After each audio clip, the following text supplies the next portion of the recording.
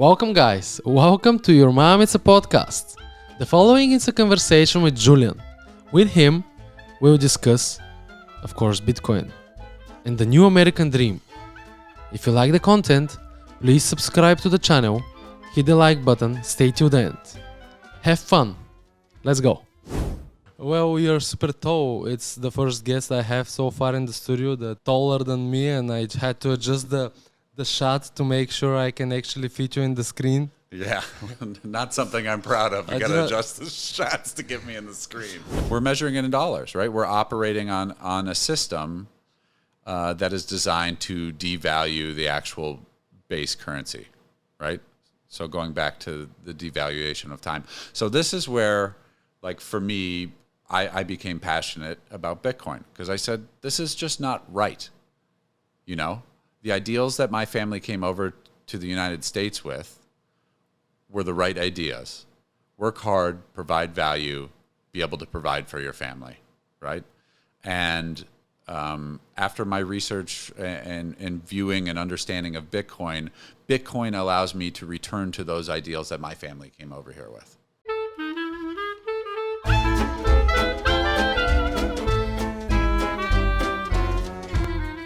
Julian, nice seeing you here in the podcast. Yeah, thank you for the invitation. Thank you for being here. I love it. I love having a guest who we can discuss more about Bitcoin topic. Yeah, absolutely. I'm learning more every day. That's for sure. For those of you guys who don't know, Julian has a podcast as well. He have a channel called Weekly HODL, and he will share about the channel and everything around it more in this episode.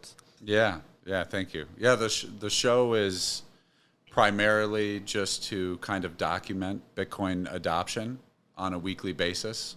I think it's easy to get caught up in the weeds of the price action of Bitcoin, when in reality it's changing so many things and it's being adopted at an exponential rate. And if you're able to keep your eyes on the actual movement in the space rather than the movement of the price, it allows you to have a clear head when investing and trying to understand the technology.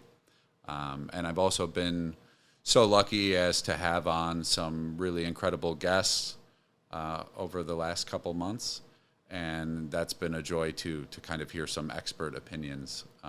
And so once a week, that intrigues me a lot. So your channel, it's just beginning, but you bring a really nice content to the audience, and probably that's why the biggest figures appears to your podcasts. Yeah, I feel like Bitcoiners are of a type that are kind of like CrossFitters and or people that eat keto or are vegan. Like people that are Bitcoiners and that believe in Bitcoin want to talk about it all the time under like almost any circumstance, right? There is no person who is a vegetarian and he doesn't mention it on the first place, right? Hey, I'm vegetarian, by the way.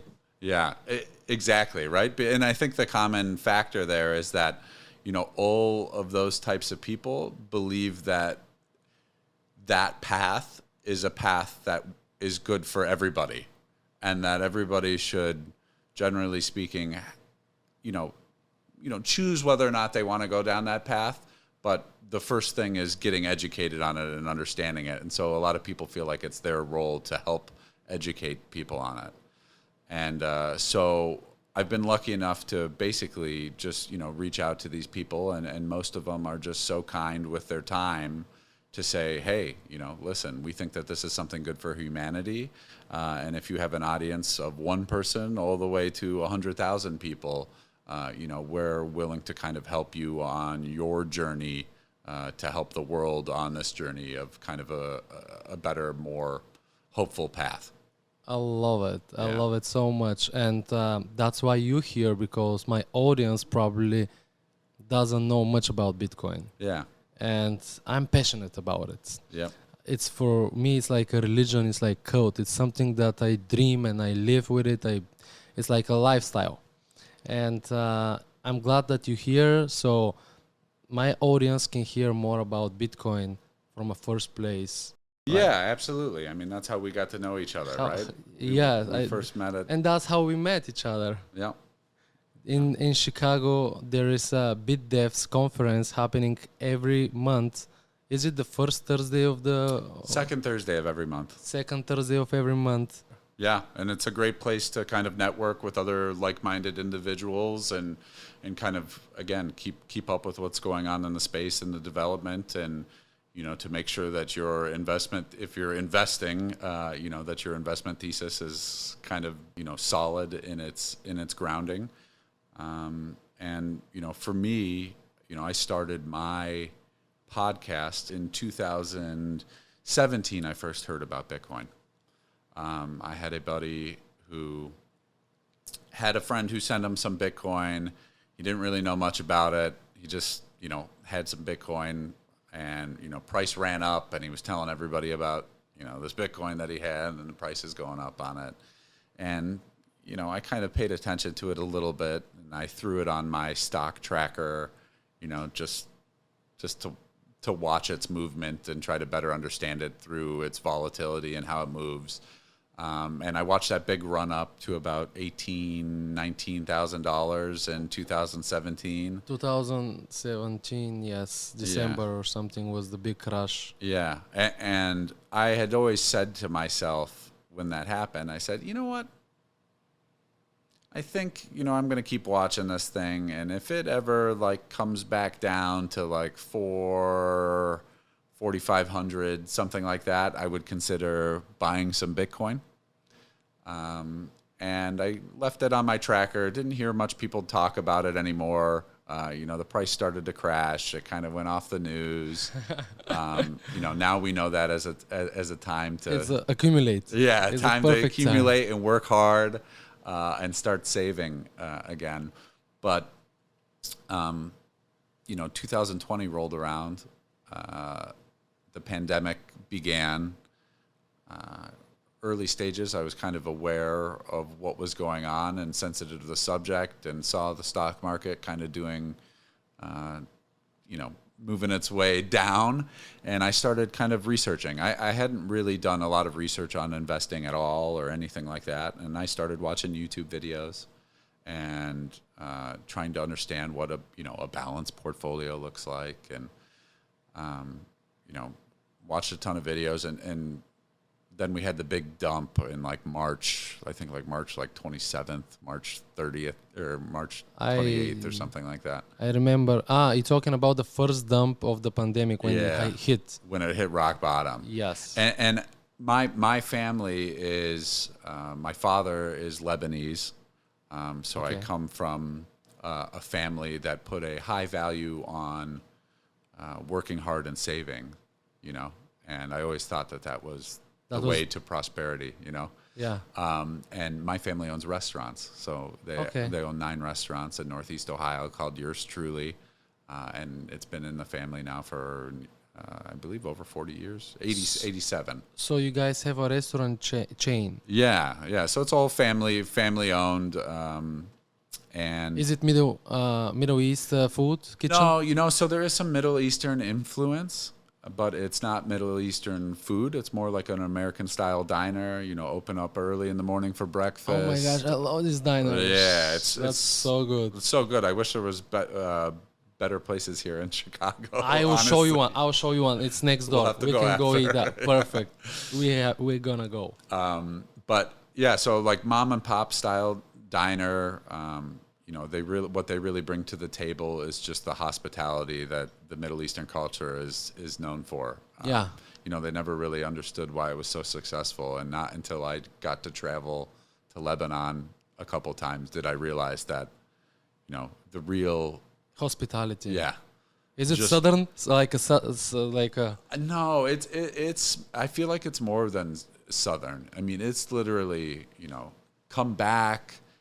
Thank you for coming. Remember everybody's name. Remember their orders. You bring out their coffee before they even ask for it because that they're going to order the coffee. And my family's always there too. So that the owner has a vested interest versus some in big cities like this. You've got venture capitalists in restaurants and nobody who actually owns the restaurant operating it. Yeah. So it just turns into like, they're just operating on somebody else's money. So the passion is not there.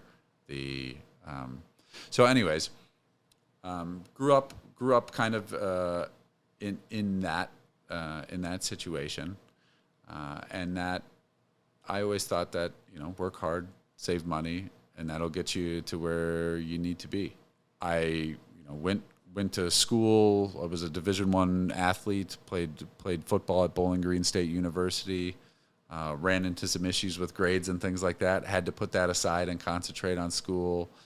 And realized that when it was time to concentrate on school, that just being hardworking, you can outwork and outclass 95% of the population.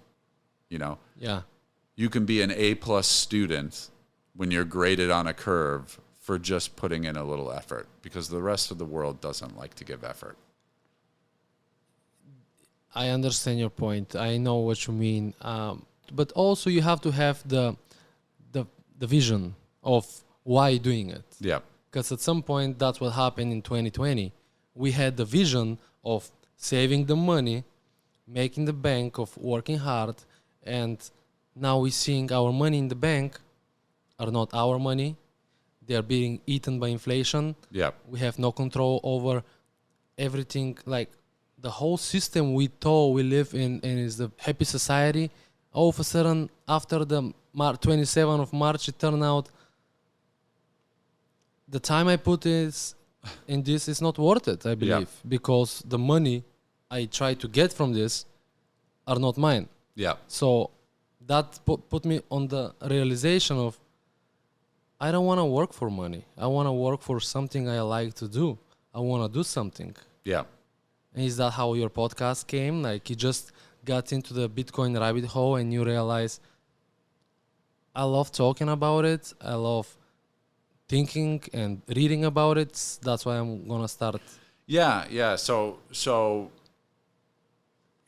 moving forward back to that 2020 period, or I had saved money with intention to, at some point, hopefully be able to buy into my family's restaurants.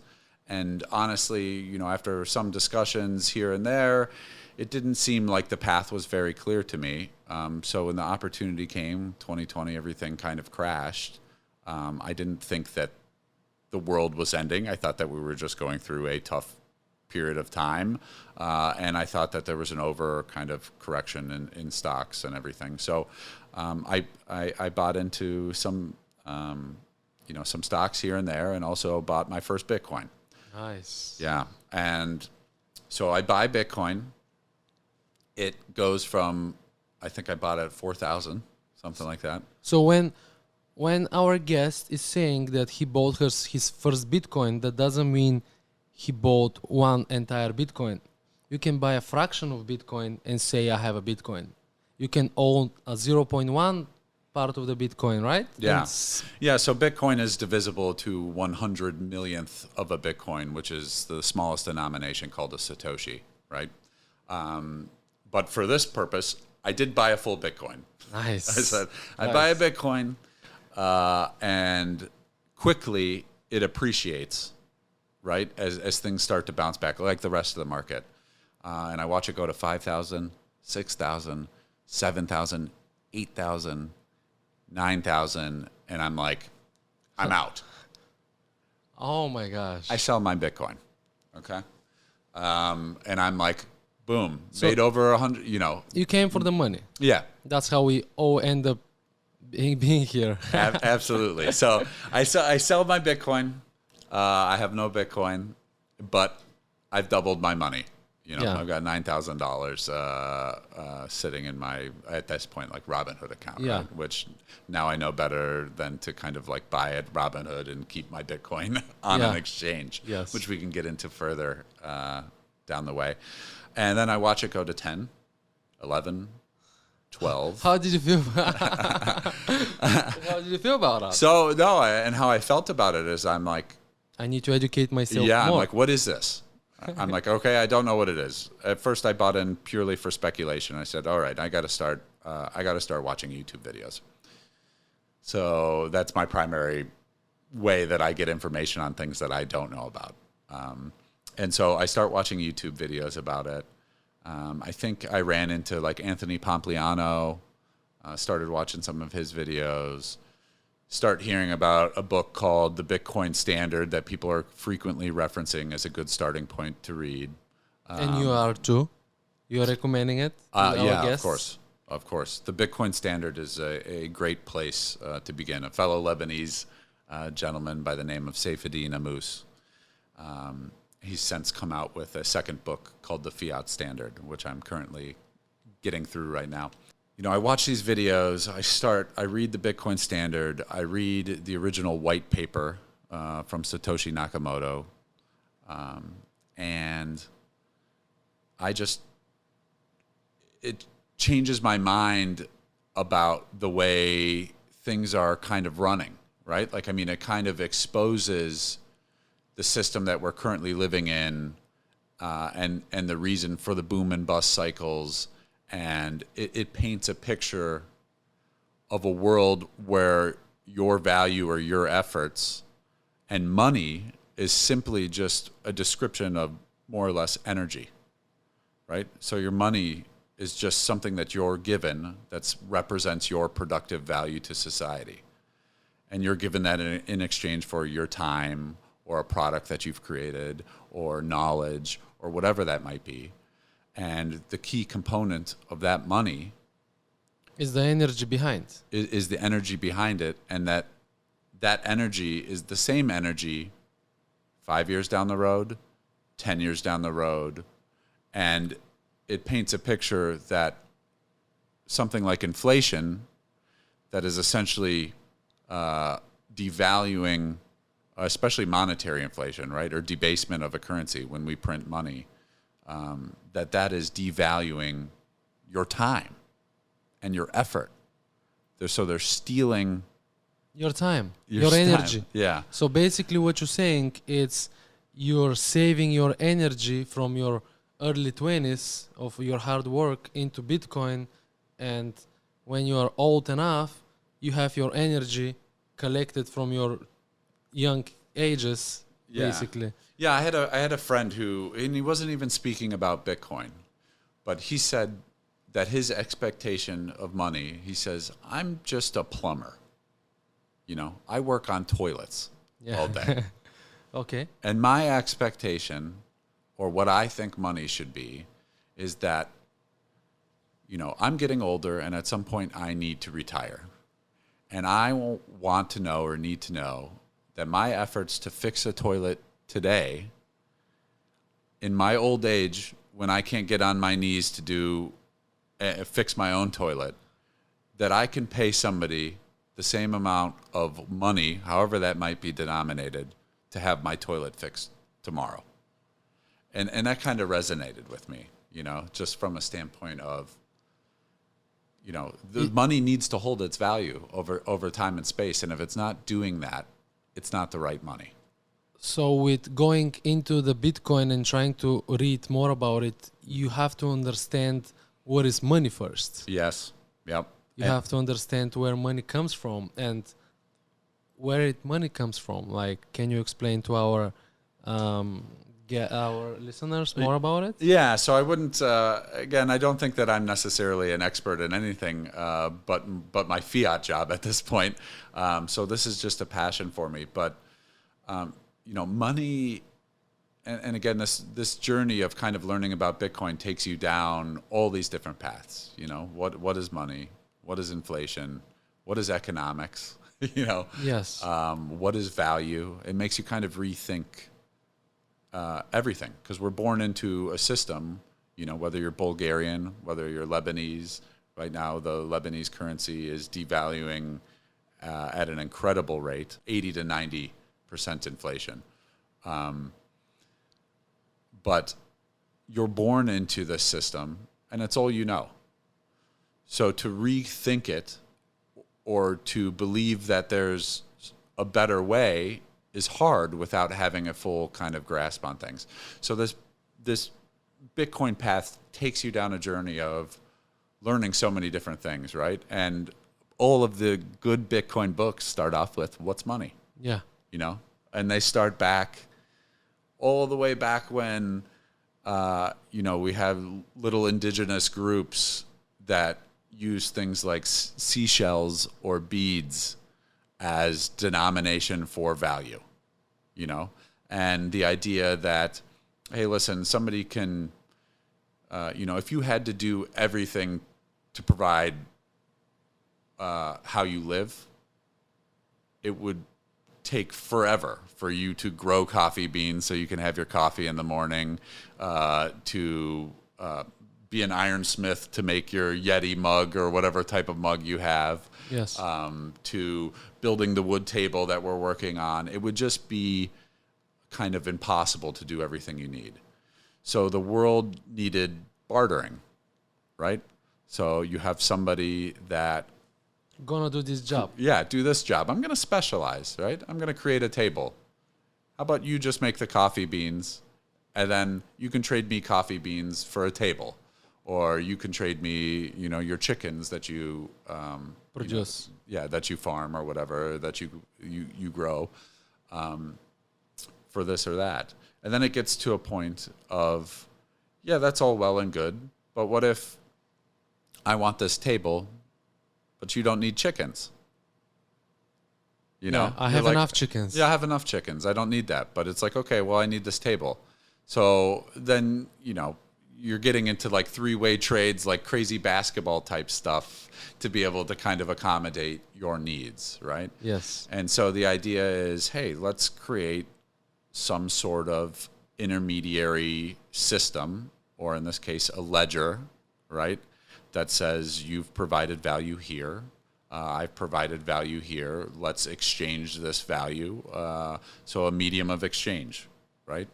That we're creating here. And so things like seashells and beads were used in different, in different groups over society. And what they found is that those worked pretty well until outsiders came in And provide and introduced themselves. many seashells. Yeah, and they go, oh my gosh, this is their currency? Yes. We've got millions of these on our beach over in England, Yeah. or over in Bulgaria or over wherever, And they said, well, why don't we just go home and grab a bunch of those, and then, we'll be the central power here when we come.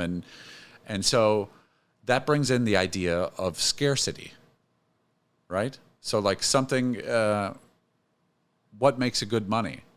So that was a good money until it was brought to their attention that, hey, this is not actually scarce. So it's not a good representation of your value, because it can be devalued with the introduction of new units of that currency, right?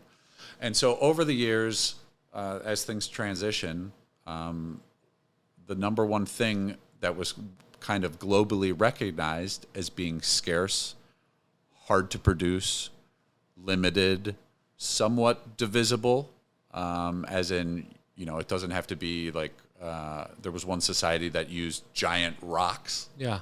right, that they talk about. I believe China was doing rice, because it's so much of little pieces that you can divide it easily and be like, I can give you that much rice and you can do it. Yeah. Rather than the goat nowadays that you cannot like scrub out of it a little bit and be like, here goes some powder. Yeah, exactly. So they end up kind of landing, for thousands of years on the idea of gold, because gold is rare. It's hard to find. It's somewhat divisible, right? You don't have to. You can melt it down into certain different sizes and use the weight. It's fungible for the most part. Now there's fool's gold and things like that you need to be careful of. But more or less, you can recognize it and understand, as long as you weigh it, it's worth this much. So it's something that's been used over history over and over again. But back to this point of devaluation, there are certain aspects of gold that haven't really been able to keep up necessarily with society, right? And there's always this feeling of central powers that distribute these coins and things like that, and that end up trying to benefit themselves by saying, hey, you know what, this coin is 1 ounce, but hey, we're going to shave off a little bit and put these ridges all the way around it and keep some of that gold for ourselves and issue it and still say it's 1 ounce or whatever the denomination is. And so there's just been kind of this historical system of even devaluing gold, and now over the period of the last 120 years or so, we've seen the issue of centralization of gold become an issue, because as our markets develop and as commerce develops, we need to and we want to move money around quicker and faster, and we're operating specifically now, right? We operate on the internet. So how are you going to send gold, the bearer instrument, like the asset, directly across the internet? Like there's no way to do that, right? To the spaceship. How can we go to another planet with the spaceship loaded up with gold and be like, come on, let's go? And it's so like heavy that we cannot even take off. Yeah. It should be something digital. Yeah, exactly. Well, it makes sense now, but I mean, like, 1920s and 1971, there's a website that's fun to visit that's called What Happened in 1971. And, after World War I, we had gold basically centralized in the United States over a period of time. And we said, hey, we're going to create a standard, and this standard is going to say that 1971? What happened in 1971? Yeah. American history, is that about Nixon? Pull that up. Yep, absolutely. June 10, the U.S. ends its trade embargo of China. No. Scroll down a little bit. There you go. What the WTF happened in 1971. Okay. So this is just like a bunch of charts of basically, like this first chart is showing the productivity of the general person going up exponentially, right? Because technology is deflationary, so we're able to produce more with less. Yes. As human beings, but the compensation has not increased at the same amount. And so this goes through and has just like probably over 100 charts of how things have gotten dislocated since 1971. And so before we get to 1971, let's talk about after World War II, right? Okay. So we have gold essentially ends up getting centralized in Fort Knox or in the United States. And the system that gets created out of the war says, hey, we're going to issue U.S. dollar bill notes because they're easier to distribute and move around than gold, that are basically going to be backed by the gold that is held within our vaults. And every other country is more or less going to have their currencies pegged to the U.S. dollar. So by virtue of that, their currencies are pegged to gold. Because the dollar represents the backup of the gold they held. Yeah. Okay. And again, they're using gold as the peg because it's scarce and it holds monetary properties that make it a sound, hard money. So the institutions are basically saying, that's the paper, you have to trust this paper and trust our word that behind this paper is actual gold. Yeah, exactly. And at that time, it was redeemable for gold. So you could take your dollar bills and you could go and you could exchange it for the amount of gold. I forget what the exchange rate was at the time being. Again, I'm not a historian or an expert. This is just oh my gosh, you are educating us a lot, and the way you are starting from the beginning till now, it's definitely opening the eyes for sure for how money are growing and where we are right now. Yeah. So hopefully, please continue. Yeah. And so this promise moves along, and again, the tendency of money when it's centralized is to take advantage of that system, right? And so the U.S. over a period of time began to basically put more dollars in circulation than gold backing the dollars, right? because Yeah. it behooves them. They Yeah. want to make some international trade. They want to buy oil. They want to do whatever. And with things priced in dollars, if they can print more, they're essentially devaluing everybody else's currency as well as their own. But they have the money then to pay for it, right?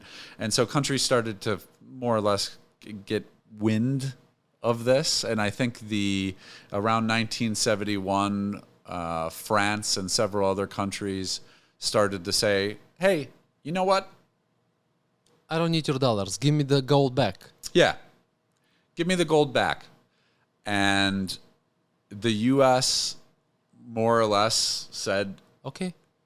this was the first real default of the United States, right? Did they not say, okay, and I'll give you the gold back, and they started giving gold backs to the countries they asked for?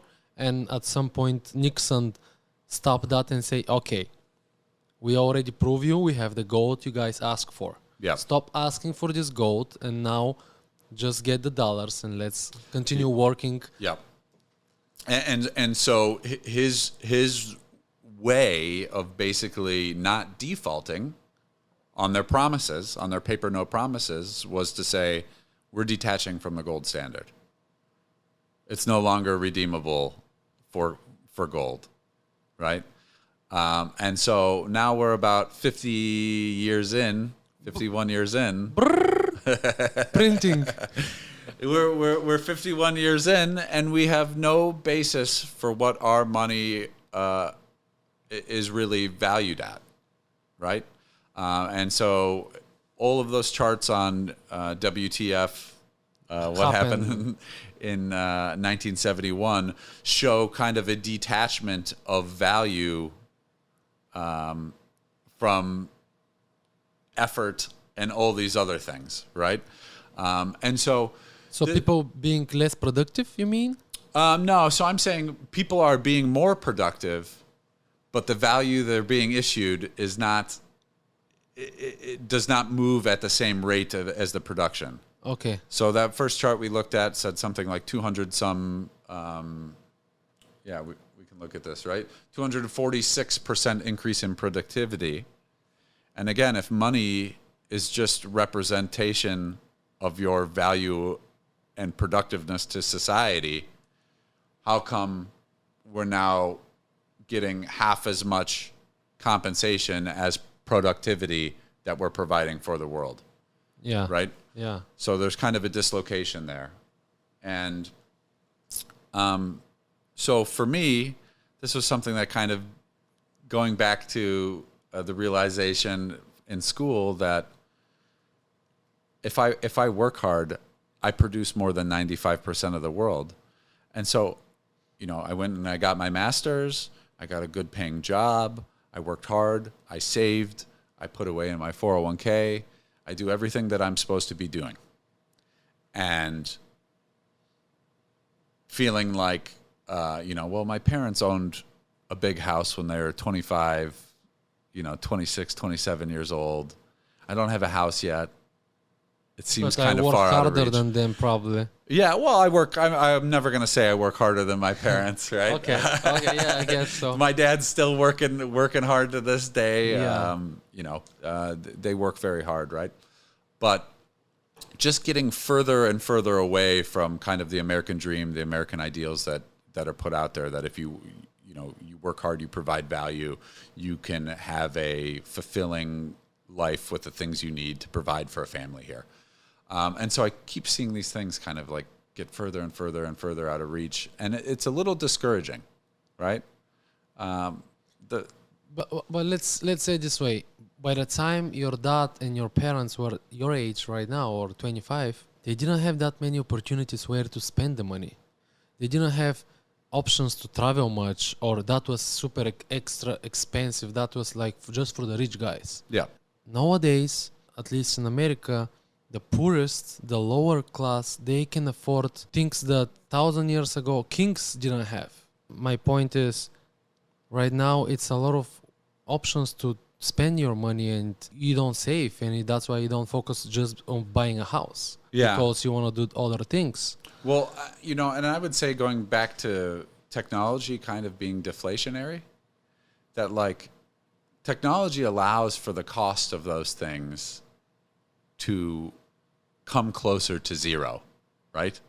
To get closer and closer, because your television that you have, a flat screen television that's providing a picture that's exponentially better than the television that your parents used, and it's produced at a fraction of the cost, right? And a fraction of the effort, but we end up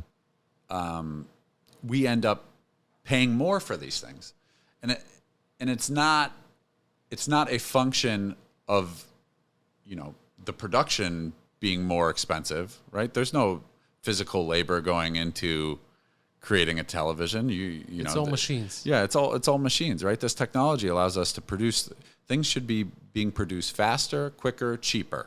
Yeah. Right? So everything should be coming down in cost. But in reality, we're in this system where we think that, you know, 2% inflation is a goal, right? From the Fed in the United States. They say we want to keep inflation around 2%. Now we're at 9.1% as of this month. But it technically it's probably more, but they changed the way that they calculate the CPI index. Yeah, the CPI, right?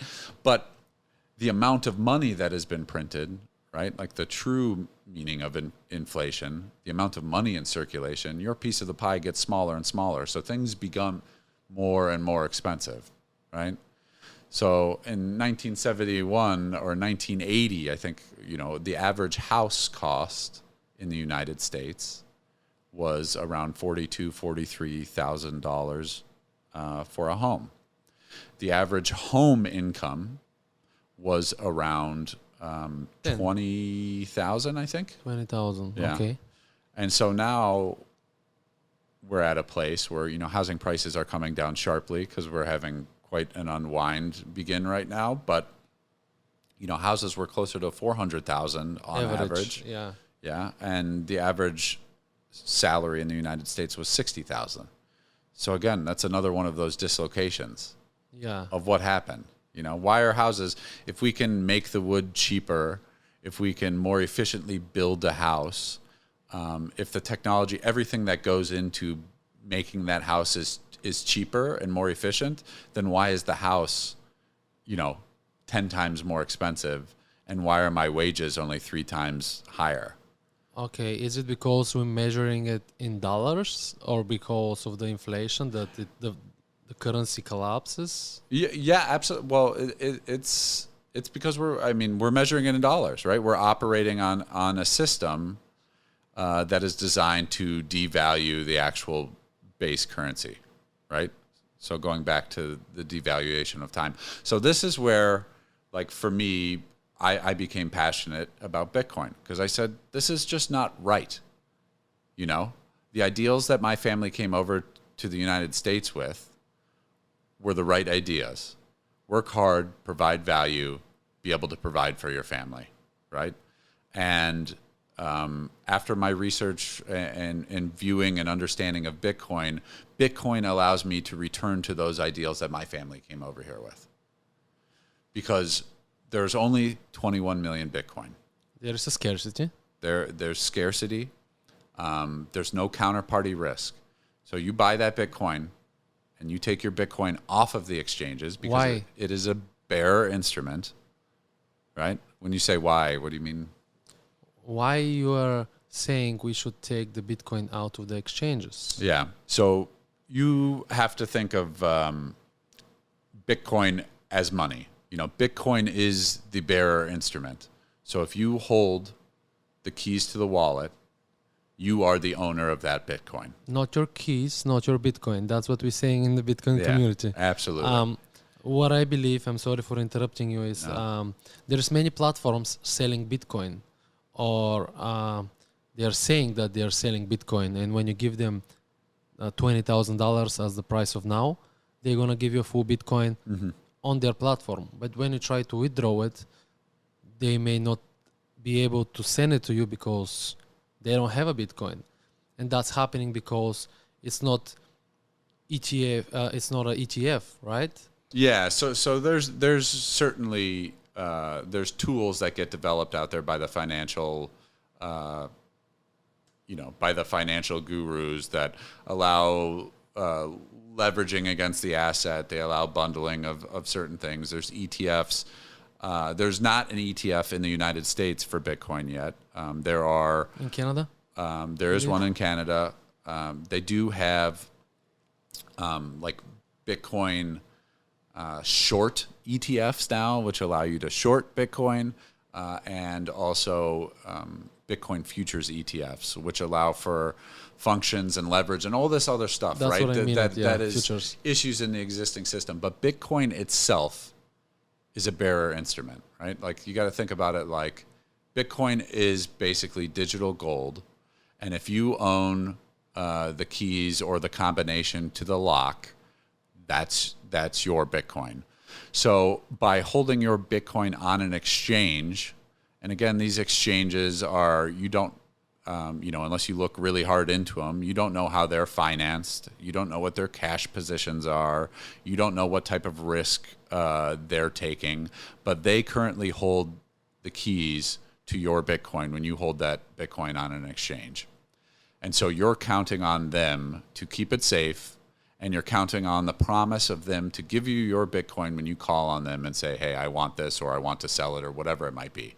And currently right now, with the price of Bitcoin having descended from about 69,000 to 20,000, what we're finding is that some of these exchanges are, that are promising things like interest rates on your Bitcoin and stuff like this, have been using their clients' Bitcoin and other cryptocurrencies to invest in overly risky type leverage situations to provide these returns. And so now as the price has crashed, it's put several of these companies in bad positions where they now have frozen your ability to remove your Bitcoin from the exchanges, right? So first of all, I would say first step is read a book. read the Bitcoin Standard. Okay. Second step, when you have some conviction, buy Bitcoin. Find a good exchange. One that I currently trust is Swan Bitcoin. They have tons of information about Bitcoin, tons of resources to look at, and they also allow you to and are there for you to help you get your Bitcoin off their exchange. That Bitcoin sits on their exchange, they see it as a liability. That's money that they don't own that they have to pay back to you. So they don't want it on there. They don't want that liability. Okay, so they are just helping you buy the Bitcoin and withdraw it off. Yeah. And so I for the most part trust them. I don't say I trust anybody wholly, right? The only person you can trust is yourself, right? But they at least provide you the resources.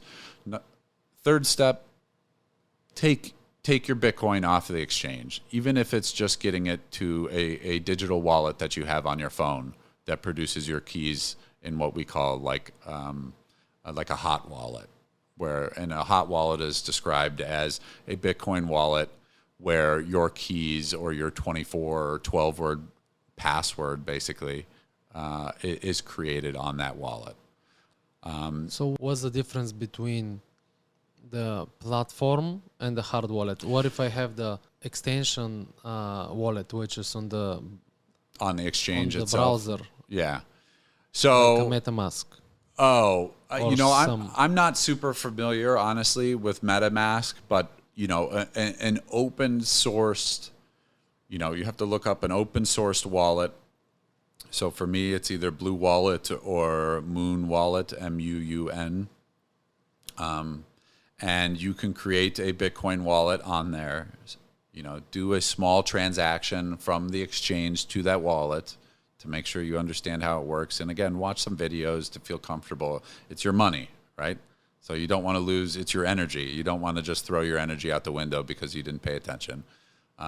Once you've made the small transaction, then send the balance. Just get it off the exchange because you don't want that risk, But now you're in a situation where you have a new variable that we're not used to, right? And that's self-custodying your own energy rather than putting your trust in a bank or in an exchange to kind of hold your money. And that seems like a little crazy, I think, to people in America. But I think in other countries, specifically South American countries and African countries and other third world kind of developing nations, the trust is not there with the banking system, right? First of all, it's not available to most of them. So they don't have the ability to just walk up to a bank and be provided financial services. So Bitcoin allows them to be their own bank, right? To take value and to store it in a place where they can hold it. So that is a good third step. You've now eliminated the counterparty risk of an exchange flopping like Mt. Gox, or recently we've seen Voyager disallow the ability to remove your coins off of the exchange. Or Celsius, I believe. Yep, and Celsius as well. Okay. Right? So that's scary stuff. For those people that trusted those companies to hold their money, they might have to wait 20 years until a class action lawsuit is filed to receive a portion of what they had on So there. let's say, we're talking about small amount of money. One Bitcoin, $20,000. But there's people that have tons of money, and what they do, they either put their money in 5 different bank accounts, or they are keeping them in one bank, the whole value of the money, the whole amount, and that's a risk of them. If the bank bankrupt, they are not willing to pay the whole amount of the money they carry there.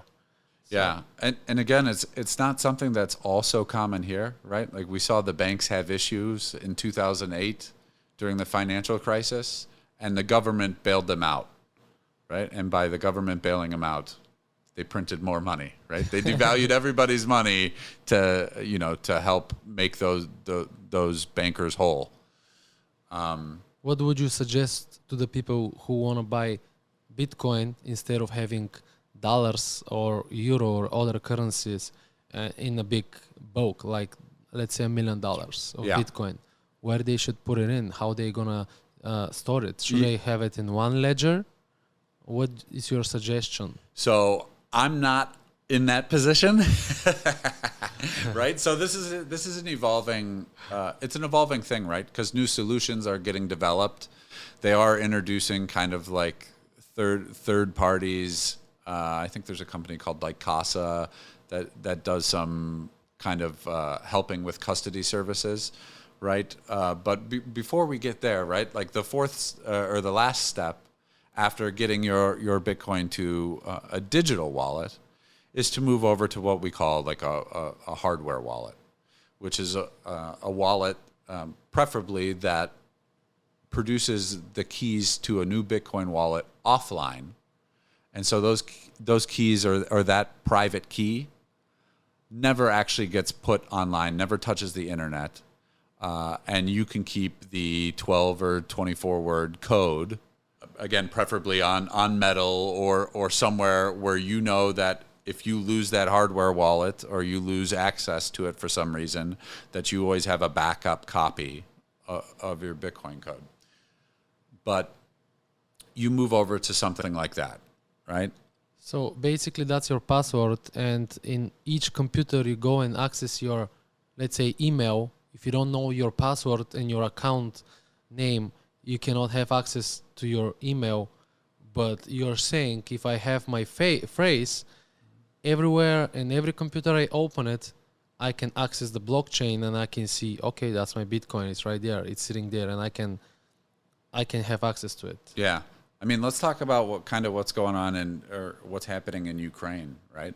Like, I'm not going to dig too far into it, but an example of like why this is powerful is there are people all over the world trying to escape bad situations, right? Whether they be religious persecution, whether it be, there's so many reasons. But in the case of Ukraine, right, people trying to escape to Poland to kind of get out from the war. And again, they've worked so hard to save money and to do this and to do that. So how, when you have a country that's under attack and you have your life's energy in a bank and those banks are shutting down because they're, either getting bombed or because, the government says, hey, and this isn't the case over there, I don't believe, but the government saying like, hey, we need your money to fund certain things. There could be... To fund the war. Yeah, to fund the war, whatever it might be. To build new bridges and whatever, warehouses that were destroyed. Yeah. Yeah. So, first of all, that's not fair, right? Like, nobody should be able to do that to your life's energy. They shouldn't be able to just confiscate it for, that should be something that you have to voluntarily give up. But you're trying to escape, so those people trying to escape are then getting shook down at the borders. If they're carrying gold with them, maybe it gets confiscated. If they got big bags of cash on them, most likely gets confiscated as well. But now all you need to do is be able to remember 12 words or write down 12 words or, find some way to get that information across the border, right? And worst case scenario, maybe it's an email you send to yourself that you can retrieve your 12 words. Again, I would never say, don't put your passphrase ever on the internet, right? If you can avoid it. But in that case, right, like send it to a Gmail address or send it to an email address that that once you cross the border, you can gain access to. And then if you have to send it to another Bitcoin wallet after that, do that.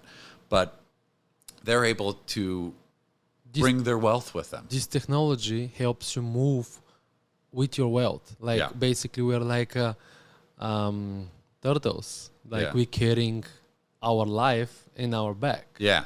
We don't need to be involved in the war if we don't want to. We don't need to keep our house in one place. Like we carry our money everywhere we go, and that's our energy from our early stage of life that we are able to use if we go in another country or do whatever with it. So, so for me, there's so many reasons why to be passionate about it. And that's why, after I went down the rabbit hole, I started getting really passionate about it and thought, man, I really want my friends to read this stuff and my family to understand it. Particularly my wife, I want her to feel the same way about it and feel the same passion. And I said, well, what's the best way to, and I don't have any other Bitcoin friends at this point, right? So I'm like, well, what am I going to do? I said, well, let's, I'm at a dinner with a friend and I said, hey, you ever thought about starting a YouTube channel? He's like, yeah, absolutely. I want to do that. Who say that? You or your friends? No, my buddy, Wink. Nice. So my show started off, originally it was the Weekly HODL with Shibs and Wink. Okay. And so my friend Mike Winkler said, yeah, let's do it. We both don't know anything about podcasting. We both don't know anything about YouTube stations. And we said, let's do it. And he's passionate about credit cards. I'm passionate about Bitcoin. So he's passionate about credit cards? Yeah, so he likes playing the credit card game, right? Like he liked, making sure he was buying on the right credit cards to maximize points and rewards and flies to all different destinations, first class. And I love that. Yeah. So he likes kind of gaming the system that way, right? So we decided we start a podcast, or not a podcast, a YouTube station. And we have a good time doing it. And I just said, hey, listen, if I can't find Bitcoiners, I'm going to create my own little community and start reaching out to people that way.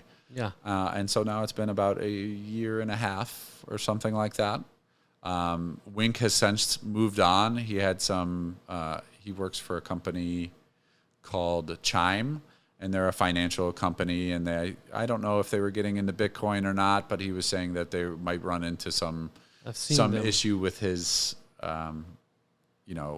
being in a podcast like that. Yeah, okay. Being in a podcast like that. And I said, okay, well, thank you for your help and for letting me cross that border, because it's hard to put content out there, right?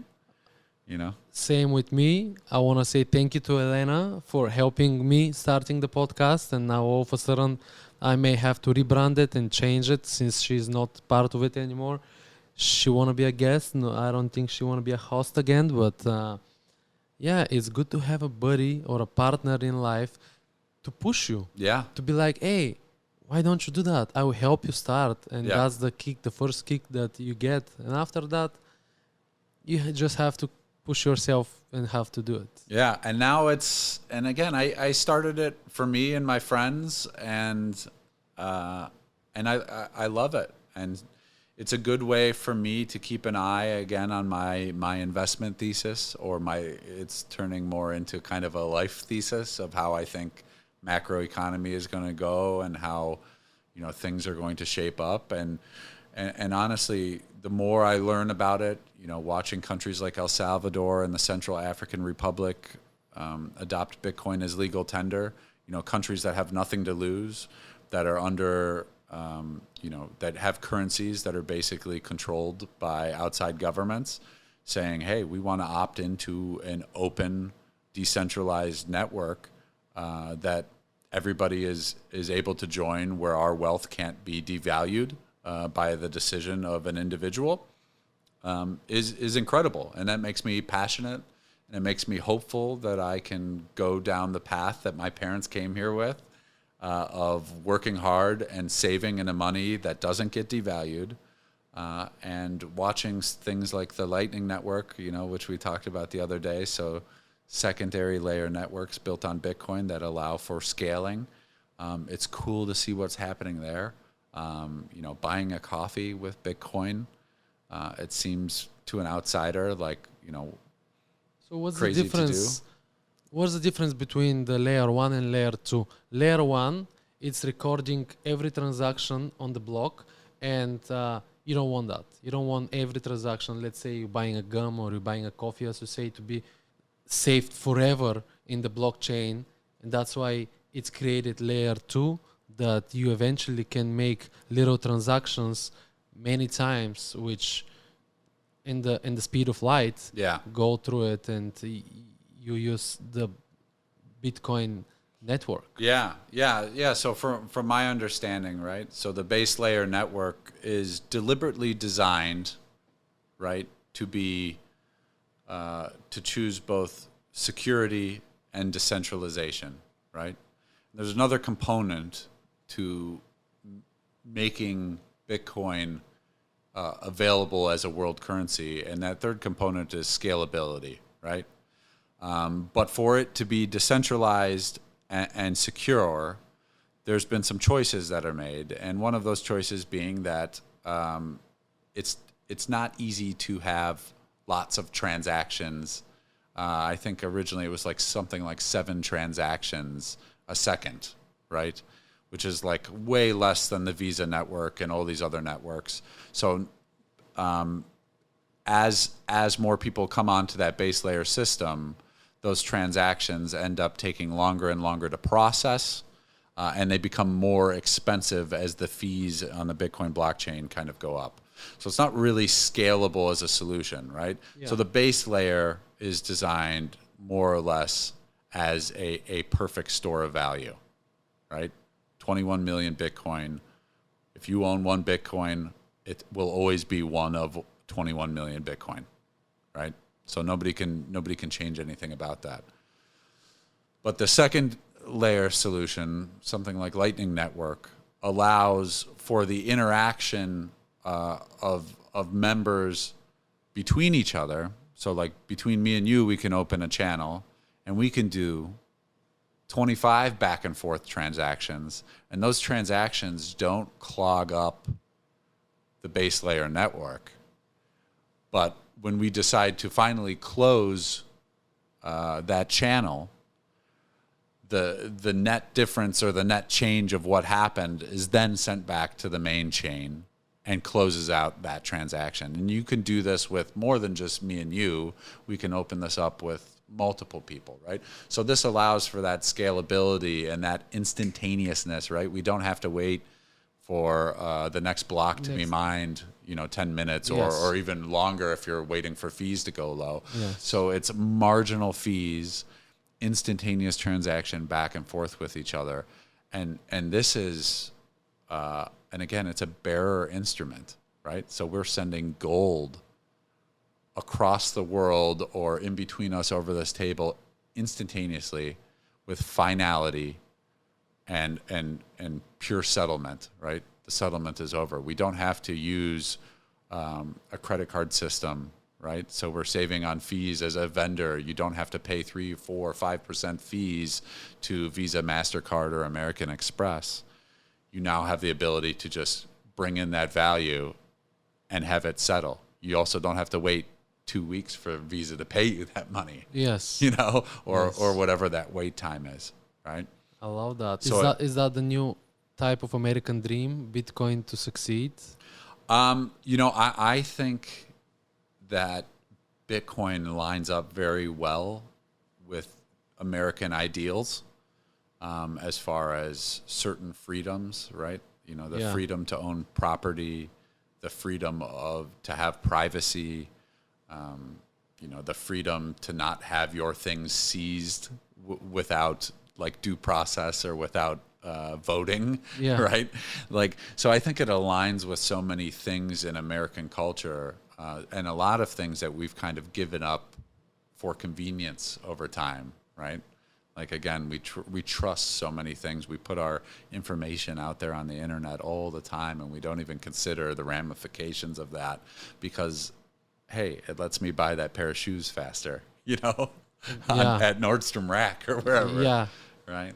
So I think it aligns up very well with the American ideals, and it's both sides, right? Like America loves to be, and again, I think it's all a product of the system, right? The polarization of Republicans and Democrats and all this stuff, right? And everybody's so angry, and the division of the rich and the poor just gets wider and wider, and the middle class is getting blown out. And to me, all of this comes back to the money and the broken money. And I think that a lot can be fixed by a censorship-resistant, decentralized, immutable currency. That's Bitcoin. And that's why I'm passionate about it. That's why I do my show. And For those of you guys who stay to the end, please subscribe to Julian, my guest show, Weekly HODL. I'll put it in the description. Man, it was pleasure for me. Yes, it was a lot of fun. Pleasure. It was a lot of fun. We educate you.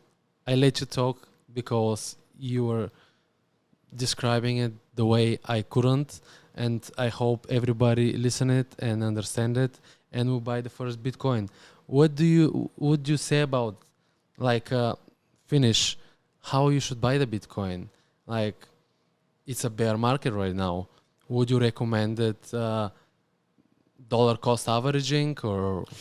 Yeah, so I mean, for me, I'm not a trader. I don't want to trade Bitcoin. Yeah, it would be nice to be able to up my position, but I don't know if the market's going up or down. We know that there's stuff going on with the Fed and inflation and certain things that have to happen. If I had to guess, I would probably say that Bitcoin goes down more before it goes up, back up to reach all-time highs. But for me, it doesn't matter. I buy weekly. It's a savings account for me, and I more or less think that every portion of Bitcoin, every Satoshi that I buy is for my grandchildren, and it's not for me. And the way that our system is made now, I know that I never have to sell it because there's tools out there where you can borrow against your Bitcoin. So, dollar cost average, and once you get a feel for it, if you feel like, a dip is a dip, then buy the dip, make some spot purchases. But again, first it's about education, right? I don't really like telling anybody to buy anything. I would prefer to say, I think that this is something really interesting that you're doing yourself a disservice if you don't spend the energy to learn about it. Awesome. That's a good ending to say. Well, thanks for being here one more time. Thank you for having me. Thank you guys for staying till the end, and see you in the next episode. Bye bye.